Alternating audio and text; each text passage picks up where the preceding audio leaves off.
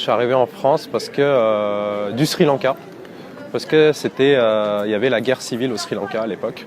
Et donc suite à ça, mon père est arrivé en France en premier, puis ma mère et moi on l'a suivi.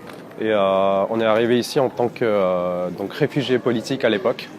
Donc c'était vraiment pour fuir ouais, la guerre civile, quoi. On est arrivé à Paris, je me souviens c'était dans le 18e et il a fallu que j'apprenne à parler français. Et ça ouais non c'était même pas un challenge, c'était plus c'était un jeu à l'époque parce que du coup avec ma mère on lisait le Becherel et puis on apprenait les conjugaisons, c'était ça quoi. Et je suis allé 2 mois dans une école, c'était il me semble, je sais plus, peut-être la CP, je sais plus, je m'en souviens plus.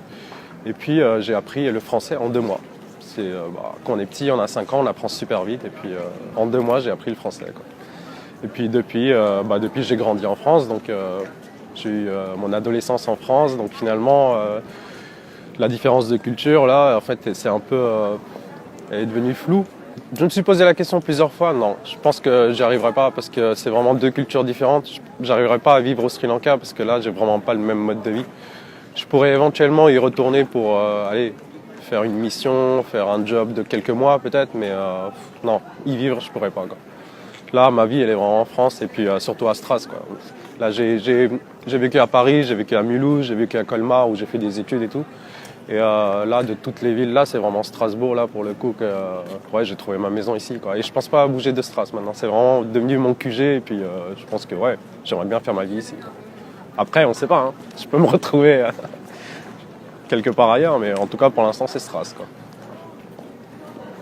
Il y a une rencontre qui m'a bouleversée, c'est peut-être un mot un peu fort, mais j'ai effectivement rencontré une personne qui vient de Palestine et qui parle pas forcément très bien français, qui parle pas forcément très bien anglais, mais avec son sourire, son côté chaleureux, il a réussi à me transmettre son amour de son pays et de sa gastronomie.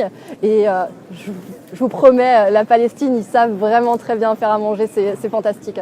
Ce qui est intéressant aussi, c'est que ces personnes-là, souvent, elles m'apportent des leçons de vie parce que on est souvent dans notre train-train quotidien et on se rend pas compte que des fois nos problèmes, c'est pas des vrais problèmes. Parce que c'est des personnes souvent qui sont issues d'immigration forcée, qui ont dû quitter leur pays. Et moi, quand je me plains parce que je sais pas, j'ai pas assez d'argent à la fin du mois, finalement c'est pas un vrai problème, quoi. La difficulté que j'ai connue ici en France, c'est plus au niveau culturel. C'est-à-dire qu'en Afrique, par exemple, il n'y a pas d'organisations comme des associations ou des aides qui vont aider des gens en difficulté.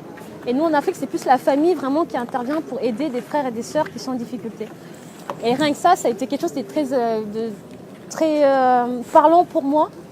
Et de me dire que voilà, cette fracture, elle était aussi énorme et je trouvais ça presque normal d'aider sa famille, alors qu'ici, c'est pas forcément quelque chose de normal.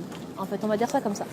J'ai appris beaucoup de choses en France, au niveau du développement, au niveau de la vie, au niveau de certaines représentations de certains concepts.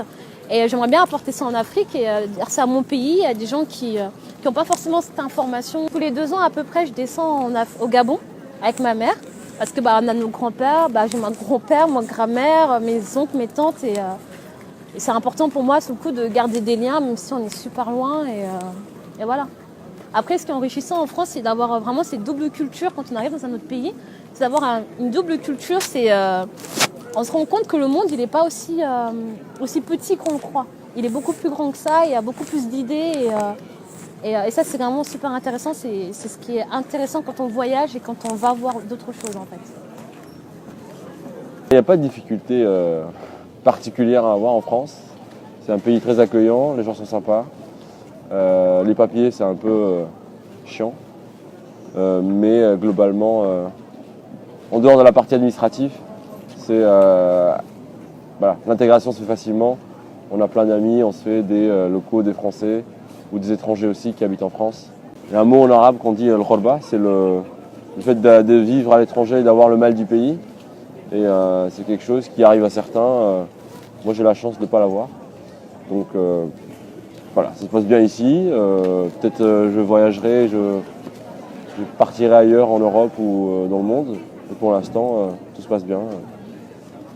Si je devais faire passer un message à l'humanité, ça serait de oser, parce qu'on a tous des talents, cachés et il faut sortir de sa zone de confort pour aller rencontrer les gens et sortir de son cocon et pour devenir un papillon en fait.